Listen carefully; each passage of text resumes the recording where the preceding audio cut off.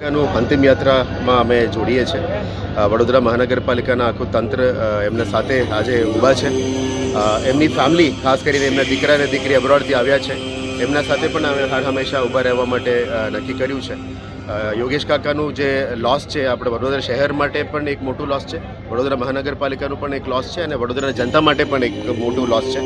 આજે એમની અંતિમ યાત્રા એ શિવજી પાસે જાય છે ત્યારે મને લાસ્ટ શિવજીની સવારીની યાદ આવે છે. અમે લગભગ અઠવાડિયા સાથે મળીને યોગેશ કાકા સાથે મળીને કામ કર્યા હતા. આમાં માન્ય ગૃહમંત્રી પણ અહીંયા પધાર્યા હતા ત્યારે લગભગ લાખોની સંખ્યા ઉમટી પડી હતી. એટલે શિવજીની સવારીનું યોગદાન સિવાય પણ વડોદરા શહેરની વિકાસમાં, માંજલપુર વિસ્તારની વિકાસમાં, અમુક પોલિસી રિલેટેડ ઇશ્યુઝમાં પણ યોગેશ કાકાનું બહુ મોટું ફાળો રહ્યું છે. ઇનફેક્ટ ગઈકાલે અમે જે જાહેર કરેલી સ્ટ્રીટ વેન્ડિંગ અને પાર્કિંગ પોલિસીમાં પણ યોગેશ કાકાનું બહુ મોટું સપોર્ટ મને મળ્યું છે પર્સનલી. અને આશા રાખીએ કે એમની એક જ ઈચ્છા હતી કે સિટીને સ્વચ્છ રાખો, સિટીને દબાણ મુક્ત કરો, એ બધા એમની ઈચ્છા હતી. એને પણ અમે પૂરું કરવા માટે મહેનત કરીશું. પણ યોગેશ કાકા સાથે સાથે ગરીબો માટે પણ આવાજ ઉઠાવતા હતા. જ્યારે પણ પોલિસી ઇશ્યુઝ આવે ગરીબોનું પહેલાં અમે યાદ રાખીને કરતા હતા. એટલે આવનારા દિવસોમાં પણ ગરીબોને સાથે રાખીને એમની આર્થિક નુકસાન ના થાય એ ધ્યાને રાખીને અમે આગળ વધીશું.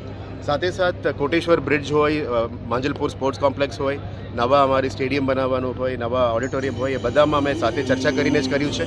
અને જ્યારે પણ સંકલન મિટિંગ હોય, અદરવાઇઝ અમે ધારાસભ્યશ્રીઓ એમપીશ્રીઓને બોલાવતા હોય, સૌથી પહેલાં હાજરી આપનાર યોગેશ કાકા હતા.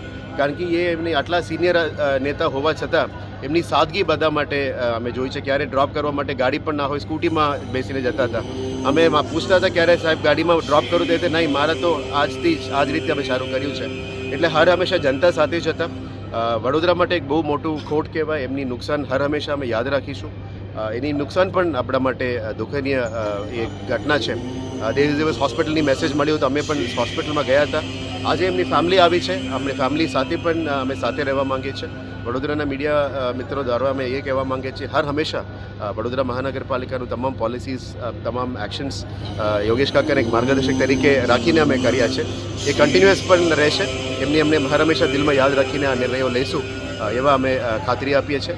અને આજે એમની અંતિમ યાત્રા છે એમાં પણ વડોદરા મહાનગરપાલિકા કમિશનરની ટીમ અને વડોદરા જનતા સાથે અમે એમને જનતા સાથે જોડવાના છે.